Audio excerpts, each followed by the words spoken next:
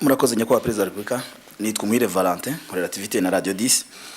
Nyakubahwa Perezida wa Repubulika, mu mujyi wa Kigali ndetse no mu yindi mijyi hano mu Rwanda hakunze kugaragara ibikorwa byo gusenyera abaturage, cyane cyane mu rwego rwo gushyira mu bikorwa igishushanyo mbonera cy'imijyi. Gusa ikibazo gihari nuko rimwe na rimwe usanga abaturage bavuga bati abaturage barubatse amazu bategekwa gusenya cyangwa se bakabasenyera, barubatse abayobozi mu nzego z'ibanze bareba, niko ntekereza kubera ko inzego z'ibanze zahagarariye kugeza ku rwego rw'umudugudu. Ibi bikajyana n'uburyo abaturage bamwe bavuga bati abayobozi b'inzego z'ibanze tuba twarabahaye amafaranga, rimwe na rimwe ugasanga bafite n'ibyemezo bahawe n'inzego z'ibanze zibemera kubaka, bagasanga wenda itegeko ribagonga, bikanajyana n'uburyo abaturage basenyerwa usanga mu mujyi wa Kigali n'ahandi mu mijyi usanga insoresore niko nazita basenya, bahabwa n'ikiraka baranabihemberwa, bagasenya bakoresha ibikoresho usanga bidatanga isura nziza ugereranije n'amateka igihugu cyaciyemo, ubona abantu basenya.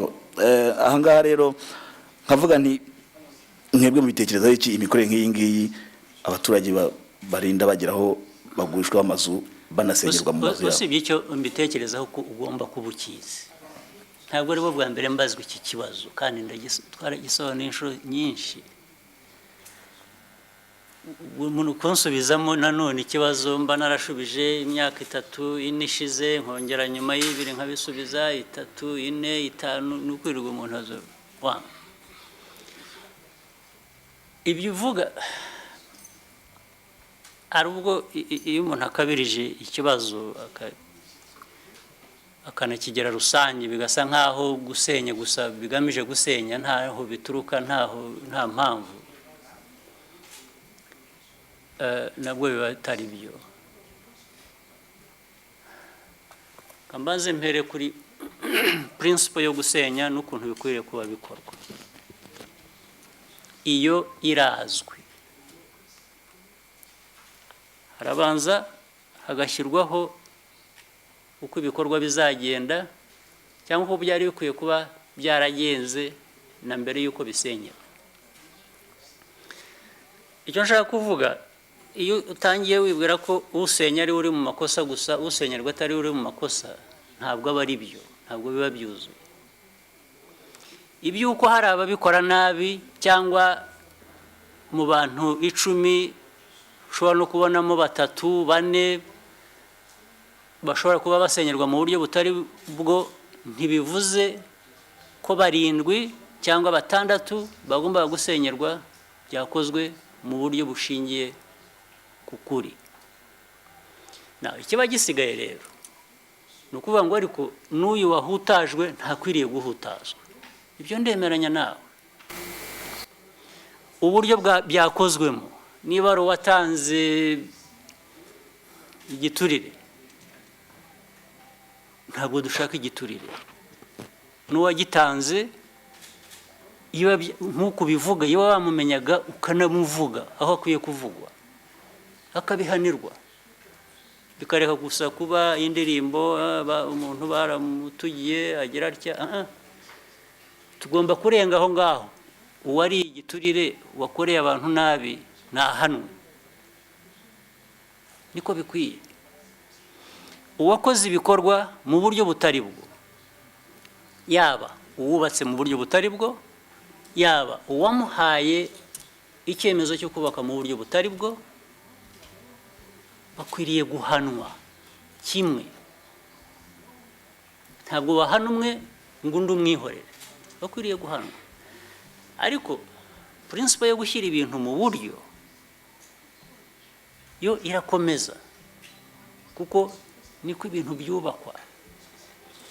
Mu by'ukuri niba mwajyaga mugereranya ibintu bimwe bikorwa hano cyangwa n'ibikorwa n'ahandi, umbwiye uti nta hantu ndabyumva ku isi ko bagira batya bagasenyera umuntu, niyo hari impamvu.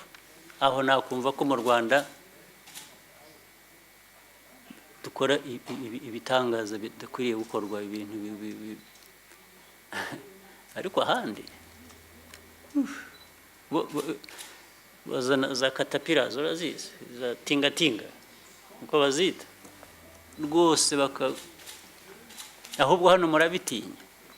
n'uwakoze amakosa muramutinya, ariko ahandi baraza bakamutwariramo, tingatinga ikaza igaterura inzu n'abarimo n'iki igashyira hariya, kandi byubahirije amategeko yabo bashyizeho.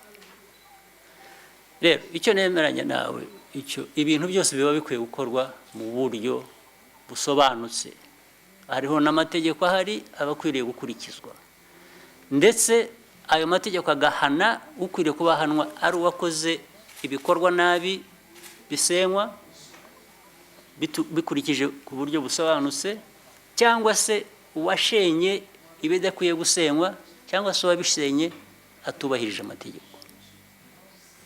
Nta yindi nzira njye nabona. Ntabwo nagusubiza ngo nkubwire ngo abaturage mugomba n'uwakoze ibinyuranyije n'amategeko abizi yanyije ibintu, uwo ni mu mwihorere kuko ni umuturage, kandi ibintu byo gusenya bigaragara nabi, uvuze ko bisa nabi mu mateka. Amateka ahubwo nyine impamvu bisa nabi ni uko mu mateka abantu bakora ibintu bibi ntihagire ikibahana, niyo mateka ya mbere ahubwo ahari mabi dukwiriye no kuba turwanya, no kudashyira ibintu mu buryo ni amateka yacu mabi. Ntabwo rero twavuga ngo dukwiriye kwitondera amateka gusa noneho tukareka ibibi bigakomeza bigakorwa, ariko ikwiriye gukorwa, kandi nemeranya nawe, kandi mukwiye kuba mugiramo uruhare namwe, kesi runaka mukavuga ngo uyu muntu yarenganye, udora ibimenyetso, icyo gihe uwamurenganyije tukamuhana, dukwiye kuba uburyo bumuhana. Uwakoze ibitari byo nawe akwiriye gutwarwa nk'uko.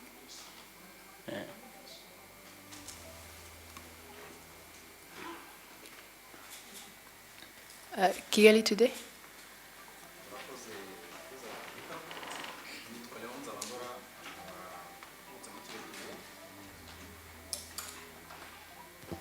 Murakoze nyakubahwa Perezida wa Repubulika, nitwa Leon Nzabandora, nturutse muri Kigali Today. Mu gitondo tugiye kuza muri press conference nakurikiraga amaradiyo yo hanze, imwe mu maradiyo yo hanze iravuga ko hari inama iri gutegurwa yo kubera Angola na bimwe mu bihugu by'akarere, ariko baza kuvugamo ngo muri iyo nama ngo u Rwanda na Kongo ngo bazabwizanya ukuri. Ngira ngo bakoraga reference ku biherutse kuba incident iherutse kuba ku mupaka w'igihugu cyacu na Kongo. None ikibazo cyane cyari nyakubahwa Perezida wa Repubulika, ni iyihe message u Rwanda ruzagenda rutanga muri iyo nama izabera muri Angola? Ubu ngiye ikiganiro cy'inama itaraba. Oya, ni baravuga ngo ko bazabwizanya ukuri, none se bagutegereje nyine reference, dutegereze babwizanye ukuri hanyuma tuzamenye ukuri uko. Ntabwo ndi buvuge ukuri kuzabera mu nama mbere y'inama kwiyuba.